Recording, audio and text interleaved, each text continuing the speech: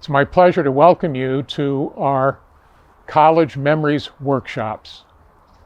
Memories, both individual and institutional, are among our most important resources. Our memories of people and places that have inspired, shaped, and formed us give us a sense of continuity and belonging in the present, and also form a basis for our future hopes and dreams. Over the last year at the college, we've been doing some important work related to our institutional memory, specifically our history and memories of El Anicón, an important campus that for many years provided outstanding education to students.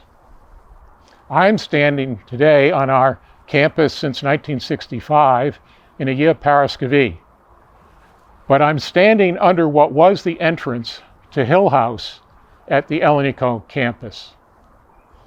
Today, that entrance stands just outside our library and the recently inaugurated College Digital History Museum.